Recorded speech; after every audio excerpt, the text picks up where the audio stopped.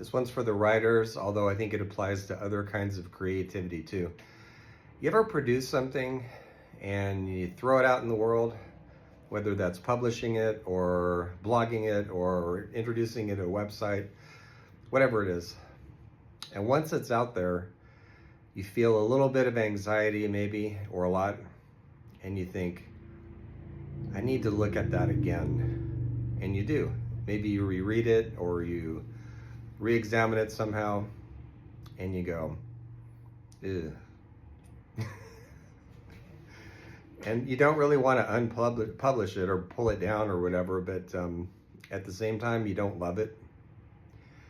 So you just kind of let it sit there, and maybe now and then, when you're in an extroverted mood, you tell people about it, or they ask you about it. They might see it online and say, hey, what was that, you know? Maybe your friends give you positive feedback about it. Maybe the critics do, who knows? I think we've all been there. Most of the books I've published over the last 20 years have been nonfiction books.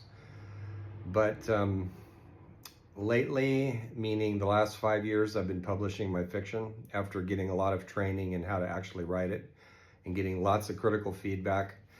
So case in point, for those of you creators and writers who've been through this, case in point, my novel Soul Mapper. So when I first put it up a few years ago, it's the first one in a trilogy called the Lamplighter Trilogy. They all take place about 60 years from now in a changed world. So when I first published it, I looked it over, found some mistakes in it, corrected them, put it back up and again. These are all books that I publish independently, my fiction, unlike most of my nonfiction. And I went, it's okay. And then I revised it some more, and then again, and you know. So anyway, I let several months go by, maybe actually a year. And I just finished rereading it. And I really like my novel. I'm gonna reread the other ones too, because it's been a while since I've looked at them. So the reason I'm recording this is to tell other writers and other kinds of creators, not liking your work sometimes is a phase.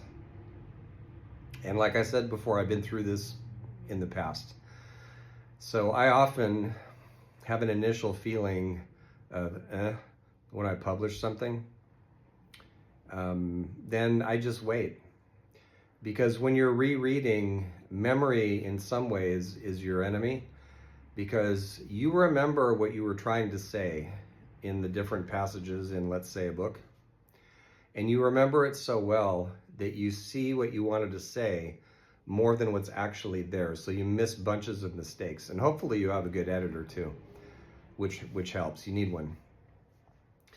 But sometimes memory combines with a certain creative anxiety that a lot of us feel, because for all of us, there's a gap between the ideal and the real, and it's never quite crossable. We do our best with our creative efforts.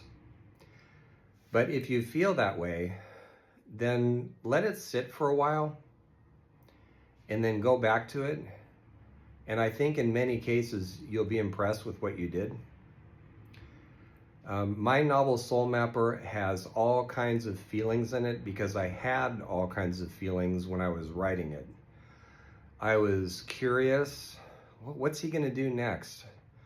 I was in imaginary conversation. It's called active imagination in psychology, Jungian psychology, with the characters in the novel as I wrote it.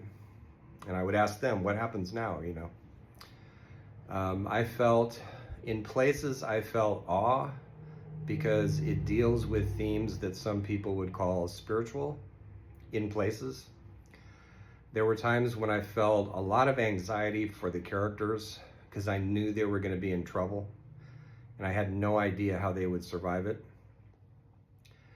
But even then, in situations of danger and risk, what I'm interested in is not just gratuitous danger and risk, but what's underneath that? What's the bigger lesson that the characters learn? There is romance in the book. Some of the complexities of relationships come through. There's all kinds of situations where the character has to evolve in order to move forward, the main character, and other characters do too. And for me, hovering over all of this is the big question: how are we going to not only survive as a species in a time of danger and climate chaos, which is only going to accelerate over the next 60 years or so, but who will be the exemplary people to step up and be our leaders? And especially people who don't want to lead, who aren't heroes, but nevertheless have to step into situations where they become more than they thought they could. That fascinates me. So all of that is in there too. And I really wanted the writing to be as beautiful as possible, so I took a lot of care with it. So anyway, I'll do other videos to talk about the book, because I'm just kind of like falling back in love with it. But for those of you who are creators, don't despair if you hate your work immediately after you produce it. Just wait. It's kind of like a, it's of course it's not the same as a postpartum depression, but I think a lot of creative people go through something that, at least metaphorically, is somewhat similar. And just ride it out. Pay attention to other things, do other things.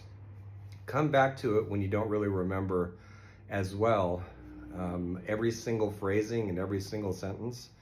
Come back to it as a relative stranger, look it over again. If it's reading, if it's other kinds of art, examine it with fresh eyes. It will land differently for you. And for those people who said, "This is great work," and gave you a lot of compliments, you'll be able to integrate that better. Whereas before, because your feeling about the work was maybe you were kind of like, "Oh, thanks," and But so I hope for you that you will have the same feeling that I did when I reread my novel, and you'll look at it and go, yeah. So, something to think about.